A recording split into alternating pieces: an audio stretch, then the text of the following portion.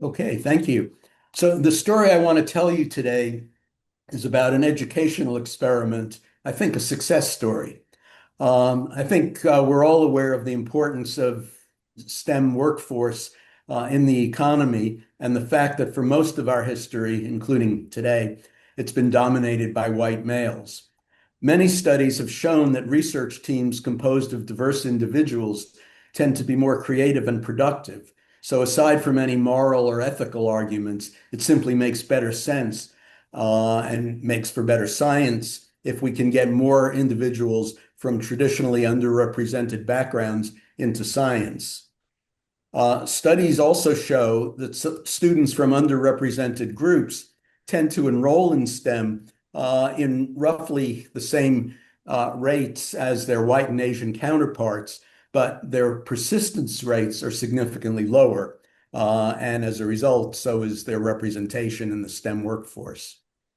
So Posse was started by a Brandeis graduate, Deborah Beal, who was running high school leadership programs for the New York City Board of Education in the late 1980s. She noticed that most of the bright students that her program sent off to top schools failed to graduate. She asked one what had caused him to drop out of Cornell, and he said, I could have done it if I'd had my posse with me. He just couldn't deal with being the only one in most of his classes who looked like he did. So Debbie had the idea of sending a group, a posse of students off together to the same school with some team building and other life skills preparation. The first group went to Vanderbilt and succeeded brilliantly. Brandeis was the third school to join the program, and nearly everyone graduated, but almost no one stayed in STEM, even though 30 or 40% of them started off in STEM.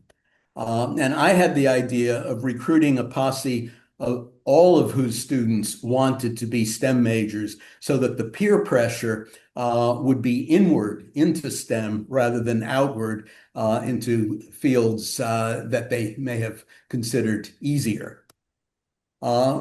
So if I can move my screen down. Next slide. Sorry, I seem to have frozen.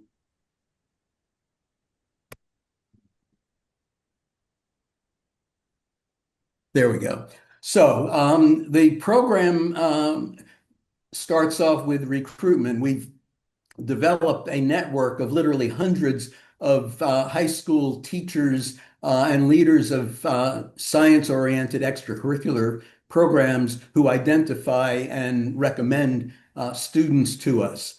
There's a dynamic assessment process that replaces standardized test scores that consist of a series of interviews and team exercises that allow us to identify students with real leadership potential and ability to work in teams.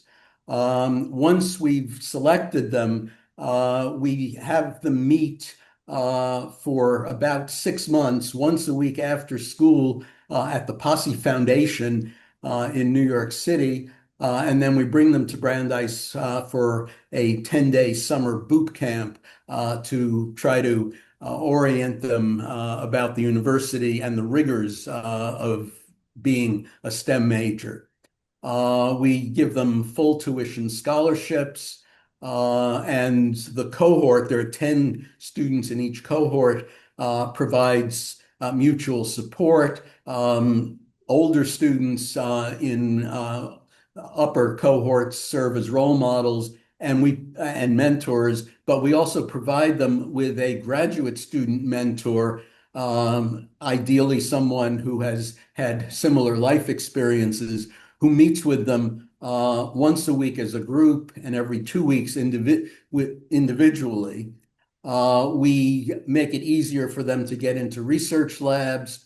And one of the features of the program, which has affected the whole campus, is that once a year, each Posse student gets to invite another student, a faculty member, a staff member, and there's a retreat where we go off campus for a weekend and discuss sensitive issues like imposter syndrome or what's going on in the world. 30 Uh, seconds remaining. Okay, so we've had great success in terms of graduation, retention. It's changed the expectations of faculty and students about how well underrepresented students are likely to do. We actually were recognized by a trip to the Obama White House. The program has been adopted by 10 other colleges and universities. And I'll just put up, I won't try to read, some quotes from participants about the challenges of being a STEM major at a place like Brandeis and how the program has helped them succeed. So I'll stop there. Thank you.